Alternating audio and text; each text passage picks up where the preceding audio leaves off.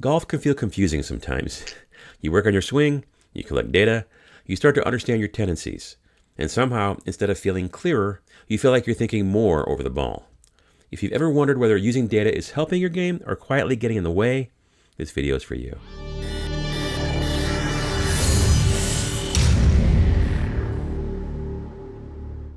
This is 3-Putt Paulie, aka the Golf Tech Nerd, where I'm a regular golfer using data to make better decisions and improve my game, and hopefully yours.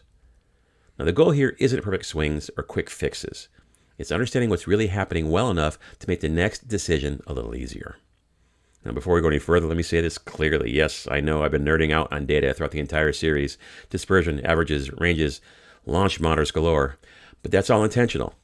But remember, data is a tool. It's not the goal.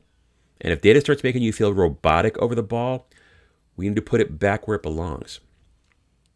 So think about how football players practice. They spend hours in meetings. They study film. They rehearse plays over and over and over again. Receivers learn timing. Quarterbacks learn reads. Everyone learns where they're supposed to be and why they're supposed to be there.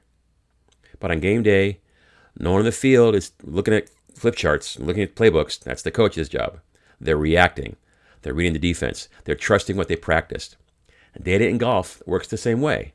It's how you prepare, not how you perform. Now, a lot of golfers worry that using data will make them robotic. They're afraid they'll lose feel. They'll overthink. They'll stop being athletic. And that fear may make some sense, because when data shows up at the wrong time, it does cause problems. Standing over the ball, thinking about averages or dispersion, swing path, face angle, that's not left. Negative thoughts. Don't swing left, don't hit the water, don't shank it. That's not what data is for. Data is really good at a few specific things. It's good at showing you your patterns. It's good at revealing tendencies. It's good at correcting lies you tell yourself about your game. Data is terrible at running your swing. It can't feel tempo or rhythm. It can't make athletic motions for you. And it definitely shouldn't be talking to you mid-swing. So here's a part a lot of golfers miss. Most of you are already using data, whether you call it that or not. If you know your carry distances, that's data. If you know you hit your 7-iron about this far, not that far, that's data. If you use something like shot pattern or a yardage book to plan a round, especially before a competition or a scramble, that's data. If you aim away from trouble because you know where your miss usually goes, that's data. You're already doing this. I just take it a little farther. I try to be more honest about what the numbers are actually saying. So here's the separation that makes all of this work. Data belongs before the round. Before you tee off, data helps you answer questions like, what club do I actually trust here? What miss usually shows up? What's my normal distance? Not my best one. That's preparation. That's the film room. That's the playbook. Data also belongs after the round.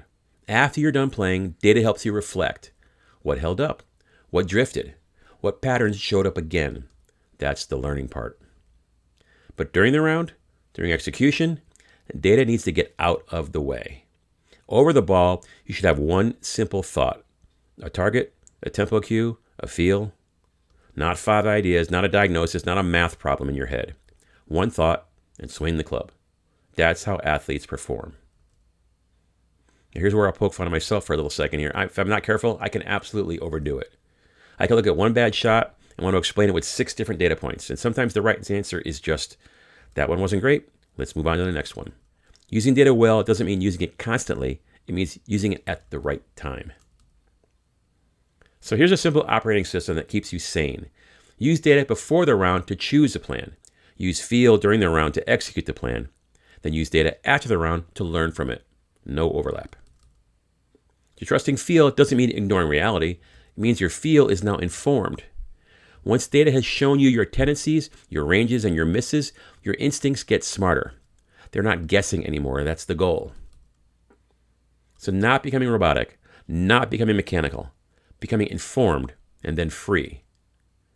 So if you ever feel like data is starting to crowd your head, that's your signal. Step back. Prepare with data. Perform with feel. So thanks for watching. If this was helpful or interesting, you can like and subscribe. You'll find some affiliate links in the description below if you want to support the channel. And remember, bad swings are part of the deal. Good data tells you what to do next.